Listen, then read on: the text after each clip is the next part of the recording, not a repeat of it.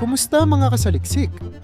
Ang desisyon ni Vladimir Putin na sakupin ang Ukraine ay kinikilala ngayon bilang isa sa pinakamalalaking pagkakamali ng kanyang pamumuno. Sa una, maaaring inakala ng Kremlin na magiging mabilis at tuluyang magbubunga ang operasyong ito.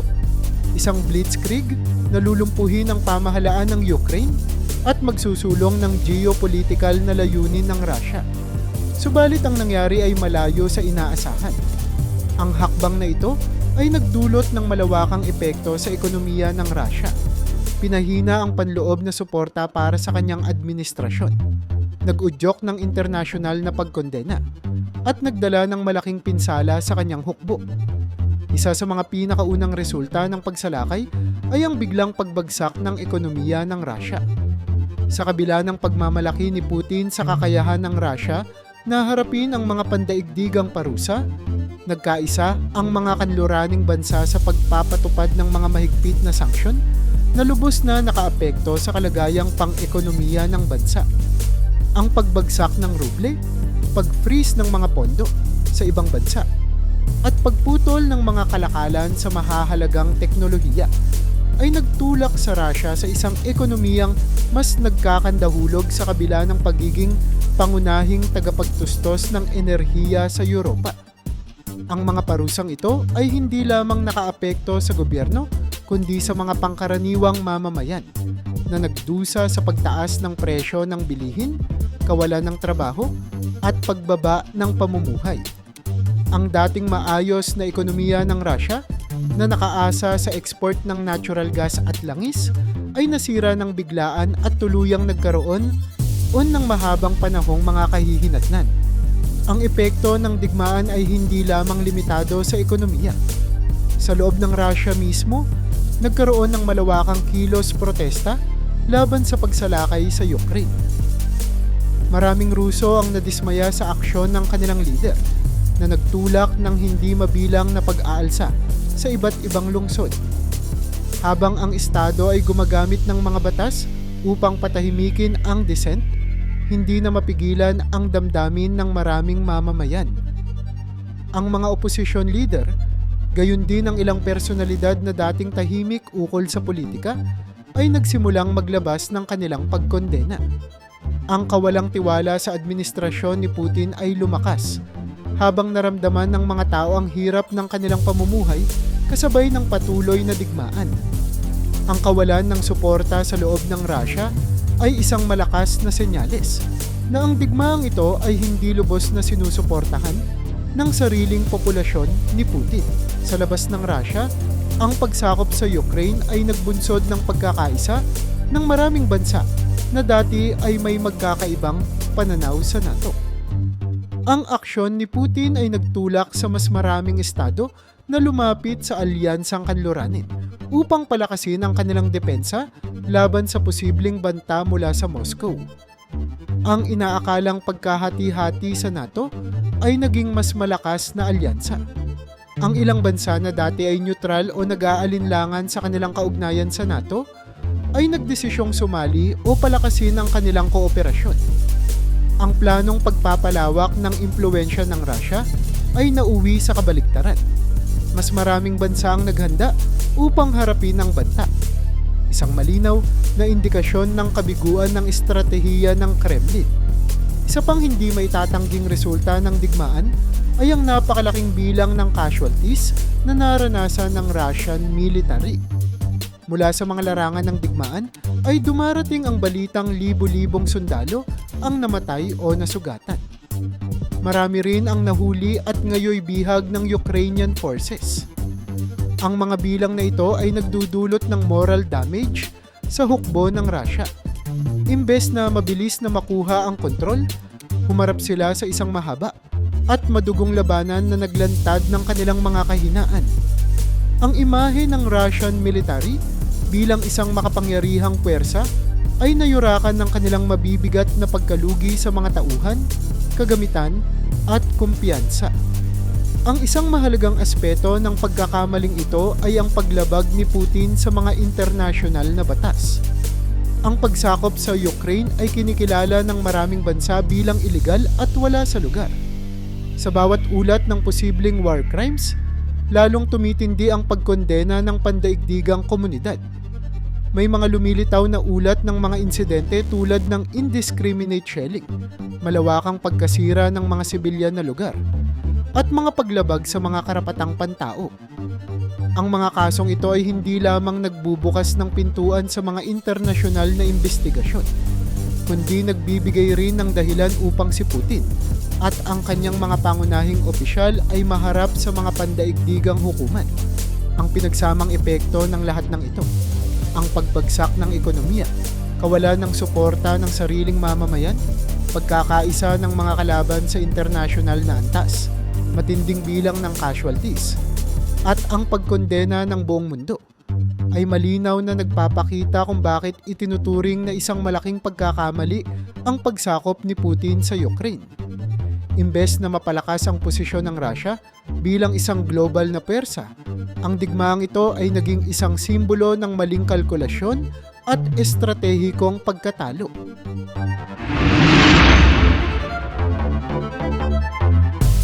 Isa sa mga pangunahing dahilan kung bakit matagumpay na nadadakip ng Ukraine ang maraming sundalo ng Russia ay ang kanilang paggamit ng makabagong teknolohiya. Halimbawa, ang kanilang taktikal na paggamit ng drones ay nagbigay sa kanila ng napakahalagang kalamangan. Sa tulong ng drones, na isasagawa ng Ukrainian forces ang masusing pagmamanman sa galaw ng kalaban at na isasagawa nila ito sa malawak na saklaw ng battlefield nang hindi agad napapansin. Ang resulta, nakakabuo sila ng mas maayos na plano kung paano epektibong hulihin ang mga tropang Ruso na madalas ay nahuhuli sa kanilang posisyon. Ang teknolohiyang ito ang nagsisilbing mata ng Ukrainian military, nagbibigay sa kanila ng malinaw na larawan ng nangyayari sa larangan ng labanan. Bukod sa drones, ang Ukraine ay tumatangkilik ng mga makabagong communication systems na nagiging tulay ng mabilis at eksaktong koordinasyon sa pagitan ng mga unit. Ang ganitong uri ng teknolohiya ay nagpapahintulot sa kanila na magbalitaan ng mabilis at magresponde agad sa anumang pagbabago ng sitwasyon. Sa pamamagitan ng matatag na komunikasyon, nagiging mas organisado ang kanilang operasyon at nagkakaroon sila ng kakayahang salubungin at tabasin ang mga papasok na sundalo ng Russia bago pa man ito makagawa ng malaki-laking pinsala.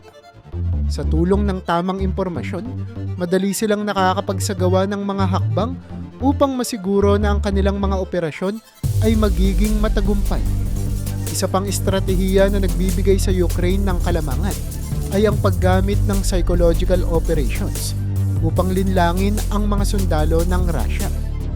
Sa pamamagitan ng propaganda, impormasyon, at iba't ibang taktika, nagdudulot ang Ukraine ng kalituhan sa panig ng mga kalaban.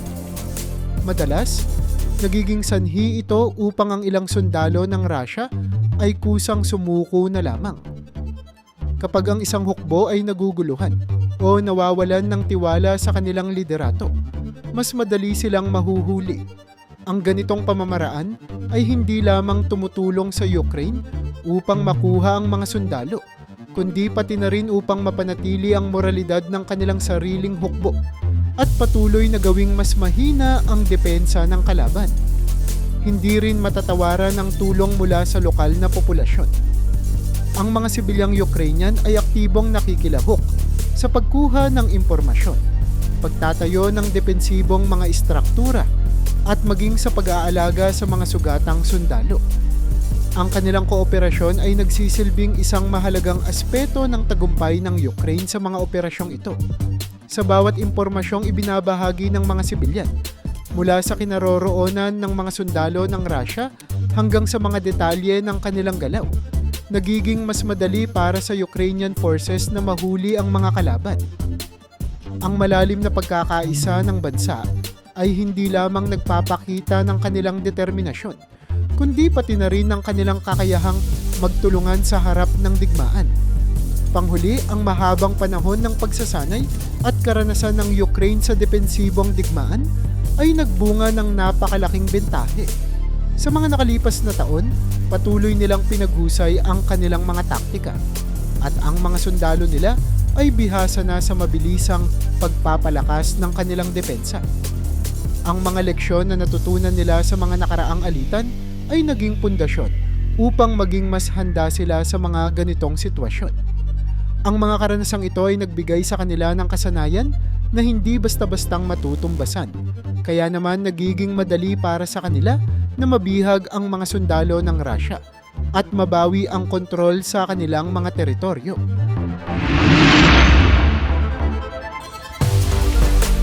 Naging malinaw sa mga unang buwan pa lamang ng pag-atake ng Russia sa Ukraine na labis nilang minamaliit ang kakayahan ng kanilang kalaban. Isa sa mga pangunahing dahilan kung bakit nagulat ang Russia ay ang resilient na depensibong estratehiya ng Ukraine. Inakala ng Kremlin na madali nilang masusupil ang bansa sa loob ng ilang linggo, ngunit salungat sa kanilang inaasahan, mabilis at maayos na nakapagtayo ang Ukraine ng matatag na defensive lines. Ang kanilang mga puwersa ay naging bihasa sa paggamit ng likas na katangian ng kanilang lupain, mula sa mga urban na lugar hanggang sa mga kabundukan, upang makontrol ang galaw ng mga tropa ng Russia. Sa halip na mabilisang tagumpay, ang Russia ay natagpuan ang sarili sa isang digmaan ng attrition, na lalong nagpatibay sa moralidad ng mga Ukrainians. Bukod pa rito, nakatanggap ng malaking suporta ang Ukraine mula sa kanluraning mga bansa. Dahil dito, nagkaroon sila ng akses sa mga modernisadong armas at kagamitan na hindi inaasahan ng Russia. Ang mga state-of-the-art na missile defense systems, advanced anti-tank weapons, at mas modernong personal na kagamitan ay nagbigay ng mas mataas na antas ng kalamangan sa mga tropa ng Ukraine. Habang ang Russia ay gumagamit ng mas tradisyonal na mga taktika at armas, ang Ukraine ay nagamit ang mga bagong teknolohiyang ito upang mapatumba ang mga mas modernong equipment ng Russia, tulad ng kanilang tangke at eroplano. Dahil dito, hindi lamang napigilan ng Ukraine ang pag-abante ng Russia, kundi napilitan rin nilang umatras ang mga ito sa ilang pagkakataon. Isang bagay na hindi inaasahan ng Moscow. Sa gitna ng matinding digmaan, isang mahalagang aspeto na nagulat ang Russia ay ang mataas na moralidad ng mga Ukrainian forces. Ang determinasyong ipagtanggol ang kanilang teritoryo ay nagbigay sa kanila ng lakas ng loob na tumayo laban sa isang mas malaki at mas makapangyarihang kalaban. Ito ay hindi lamang digmaan para sa teritoryo, kundi para sa kanilang kalayaan at soberanya. Ang matibay na layuning ito ang nagbigay sa kanila ng kakaibang lakas, kahit pa sila'y nakararanas ng mabibigat na pagsubok. Hindi ito madaling maabot ng isang puwersang sumalaki lamang para sa mga utos ng isang leader. Samantalang ang moralidad ng mga sundalong Ruso ay mabilis na humihina. Ang mga sundalong Ukrainian ay nananatiling matibay. Alam nila na bawat tagumpay ay tagumpay para sa kanilang bayan. Dagdag pa rito, naging napakahalaga ng mabisang paggamit ng intelligence data ng Ukraine. Ang kakayahan nilang makapangalap ng tamang impormasyon ukol sa galaw ng mga sundalo at kagamitan ng Russia ay nagbigay daan sa kanila na makagawa ng mabilis at tamang mga desisyon. Hindi lamang ito tungkol sa mga teknolohiya, kundi sa aktibong pagbabantay at pagmamatyag ng bawat kilusan ng kalaban. Ang impormasyong ito ay nagbigay sa kanila ng kakayahang i-target ang mahahalagang estratehikong posisyon ng Russia, maputol ang kanilang supply lines, at matukoy kung kailan at saan dapat umatake. Ang kombinasyong ito ng mahusay na intelligence at teknolohiya ay hindi nakita ng Russia sa kanilang kalkulasyon, dahilan upang lalo silang magulantang. Panghuli, ang pagkakaisa ng buong bansa ng Ukraine ang siyang naging pinakamalaking sorpresa sa Russia. Sa halip na humina sa ilalim ng pananakop, ang Ukraine ay nagpakita ng hindi matatawarang lakas ng loob, dedikasyon, at kooperasyon mula sa gobyerno, militar, at mga mamamayan. Ang samahang ito ay nagbigay ng inspirasyon hindi lamang sa mga tropa sa harap, kundi pati na rin sa mga nasa likuran ng labanan, tulad ng mga sibilyan na gumagawa ng mga sandata, nagbibigay ng supply, at tumutulong sa intelligence gathering. Sa bawat tagumpay ng Ukraine, ang pagkakaisa ng bansa ay lalong tumatatag na siya namang ikinagulat ng Russia. Hindi nila inakalang ang kanilang agresyon ay magiging dahilan ng ganitong klaseng pambansang pagkakaisa.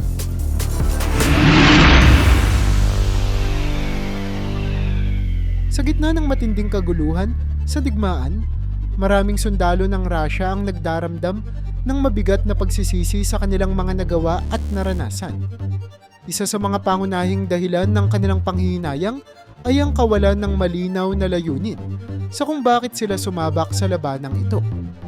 Ayon sa mga testimonya ng ilang bihag na sundalo, marami sa kanila ang inutusan lamang na pumunta sa Ukraine nang walang sapat na paliwanag kung ano ang kanilang dapat gawin o bakit ito kinakailangan.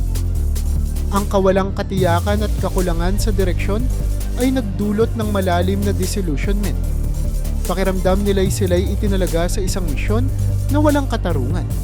At ito ay nagbunga ng galit at hinanakit laban sa kanilang mga lider na nag-utos ng pagsakop. Bukod pa rito, ang matinding bilang ng casualties ay nagdulot ng malaking pinsala sa kanilang moralidad. Ang pagpanaw ng kanilang mga kasamahan sa larangan ng labanan, ang kawalan ng sapat na medikal na suporta, at ang mataas na bilang ng mga nasusugatan ay nag-iwan ng masidhing emosyonal na epekto sa bawat sundalo. Sa halip na magbigay ng inspirasyon o tapang, ang dami ng namatay ay lalong nagtulak sa kanila upang questionin ang kanilang mga lider. Ang bawat kawal na nawalan ng buhay ay tila naging paalala ng kawalan ng kahandaan at kakulangan ng tamang estratehiya sa panig ng kanilang militar. Marami sa mga sundalo ang unti-unting nawalan ng tiwala sa kakayahan ng kanilang mga superior, na siyang naging ugat ng kanilang pagkabigo at panghihinayang. Isa pa sa mga nakadagdag sa kanilang panghihinayang ay ang kakulangan ng suporta mula sa sariling gobyerno. Napabalita na maraming sundalo ang nagtitiis sa mahinang supply lines at hindi sapat na logistics. Maraming pagkakataon na kulang sila sa pagkain, bala, at kahit mga simpleng kagamitan tulad ng maayos na uniforme o medikal na supply. Ang mga sundalo na madalas inaasahang magbuwis ng buhay para sa kanilang bansa ay naramdaman na tila sila'y iniwan sa ere ng kanilang mga pinuno. Ang kawalan ng sapat na reinforcement ay nagdulot ng frustration sa kanilang hanay. Para sa marami, ang ganitong sitwasyon ay hindi makatarungan, at ito ay nagdulot ng matinding emosyonal na pinsala sa kanilang hanay. Hindi nila maiwasang questionin kung bakit sila kailangang magtiis ng ganitong hirap para lamang sundin ang utos ng gobyerno na tila walang pakialam sa kanilang kapakanan. Bukod sa lahat ng ito, naging malinaw rin sa mga sundalo na hindi sila nabigyan ng buong katotohanan bago sila pumasok sa digmaan. May mga ulat na nagsasabing ang ilang bihag na sundalo ay nagtapat na wala silang sapat na impormasyon tungkol sa tunay na layunin ng pagsakop sa Ukraine. Ayon sa kanilang mga salaysay, sinabi lamang sa kanila na ito'y isang simpleng operasyon na magtatapos agad. Ngunit sa gitna ng kaguluhan at sa paglipas ng mga linggo, natuklasan nila ang masalimuot na katotohanan. Naramdaman nilang parang sila'y na-betray ng kanilang mga superior, at ang damdaming ito ng pagtataksil ay lalong nagpalalim sa kanilang pagsisisi. Pakiramdam nila'y sila'y ginamit bilang mga pawn sa isang masalimuot na geopolitical na laro, at ito'y nagdulot ng hindi matatawarang damdamin ng pagkabigo at pagkasuklap. Isang aspeto ng pagsisisi ng mga sundalo ay higit na nagugat mula sa isang pahayag ng isang general ng Russia na nadakip ng Ukraine. Sa kanyang salaysay, ibinunyag niya na ang tunay na dahilan ng pagsakop ay hindi lamang para sa seguridad, kundi upang makontrol ni Putin ang malalaking reserbang natural gas sa rehiyon at pigilan ang mga bansang Europeo na maging sobrang independent sa enerhiya. Ang ganitong mga pahayag mula sa isang mataas na opisyal ay tila naging katalista upang mag-isip ng malalim ang marami sa mga sundalo. Ang kanilang dati-rati pakiramdam ng pagiging tagapagtanggol ng kanilang bansa ay napalitan ng pagkaunawa na sila'y instrumento lamang ng isang mas malawak na plano. Ang pagkakaalam na ang digmaan ay hindi lamang tungkol sa proteksyon ng kanilang teritoryo, kundi tungkol sa mga interes ng iilang lider ay nagdulot ng malalim na pagsisisi. Marami sa kanila ang nakaramdam na hindi nila nais maging bahagi ng isang ganitong uri ng labanang ginagamitan ng kasinungalingan at panlilinlang. Sa huli, ang pangkalahatang damdamin ng mga sundalo ay nagsilbing malinaw na palatandaan ng kanilang pagkabigo sa kanilang misyon. Ang kawalan ng layunin, ang matinding casualties, ang kakulangan ng suporta mula sa gobyerno, at ang pagkakalantad ng totoong layunin ng pagsakop ay nagtulak sa kanila upang pagsisihan ang kanilang naging papel sa digmaan. Sa halip na ipagmalaki ang kanilang serbisyo, marami sa kanila ang nagdaramdam ng kahihiyan at pagkasira ng loob. Ang kanilang karanasan sa labanan ay hindi lamang nagbago sa kanilang pananaw sa militar, kundi nagbukas din ng kanilang mga mata sa mas malalalim na suliranin ng kanilang gobyerno.